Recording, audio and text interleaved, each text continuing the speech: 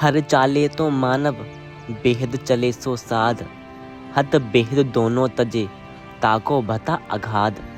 कबीर के अनुसार जो धीरे धीरे यानी थोड़ा थोड़ा जप करते हैं, हद में चले वो मानव है, जो बेहद तेज चले वो साधु है, और जो चलते ही नहीं सोए रहते हैं उनके साथ क्या अगाध हुआ। कबीर कहते हैं पता नहीं। आप जी समझाते हुए कहते हैं मनुष्य परमात्मा की खोज करता है क्योंकि वह उसका मूल स्रोत है। उससे जुदा होकर आत्मा मोह के भ्रम में उलझकर मोह के जाल में फंस गई है और इसने मन का साथ ले लिया है। आगे मन भी आजाद नहीं है, बल्कि इंद्रियों और सांसारिक इच्छाओं का गुलाम है। इस प्रकार यह मन दुनिया में और जकड़ जाता है। फिर मन द्वारा उत्पन्न हुए अच्छे और बुरे कर्मों और विचारों का नतीजा आत्मा को भुगतना पड़ता है, जो इसने मन का साथ लेकर किए हैं। क्योंकि मन और आत्मा की गांठ बंधी हुई है, इसलिए आत्मा कभी एक योनि तो कभी दूसरी योनि में जन्म लेकर दुख भुगत रही है और 84 लाख योनियों में चक्कर काट रही है। जिस भी योनि में हम जाते हैं दुख और मुसीबतों का सामना करना पड़ता है। जन्म मरण के चक्र से मुक्ति तभी मिलती है जब हमारी आत्मा अपने मूल स्रोत में वापस लौट जाती है।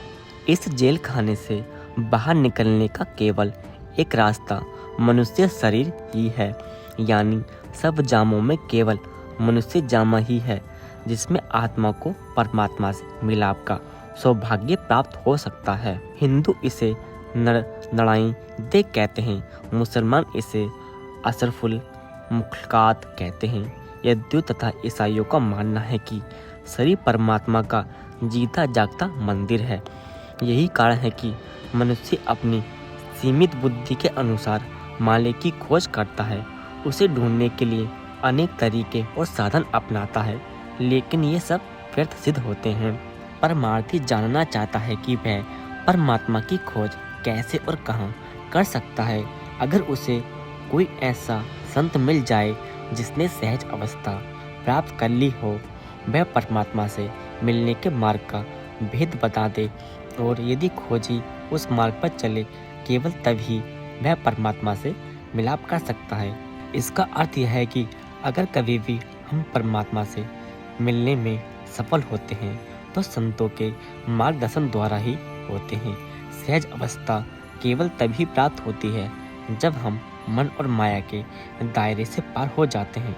संतों का कहना है कि जिस परमात्मा की हम खोज कर रहे हैं वह जंगलों और पहाड़ों में छिपा हुआ नहीं है, न ही वह मंदिरों, मस्जिदों, गुरुद्वारों और गिरजाओं में रहता है, और न ही आसमान में किसी जगह सोया हुआ है। वह तो मनुष्य के अंदर रहता है। जब भी मिलता है अंदर ही मिलता है। जिस किसी ने भी उसे पाया है अपने अंदर ही पाया है। लेकिन जब हम आंखें बंद करते हैं हमें अंधेरे के सिवाय कुछ नहीं दिखाई देता। हम उसके दर्शन क्यों नहीं कर सकते? इसलिए कि हमारे और मालिक के दरमियान होमे का पर्दा है। होमे क्या है? मैं, मेरी और खुद ही होमे है। इसे हम दिन रात इस तरह कहकर प्रकट करते हैं।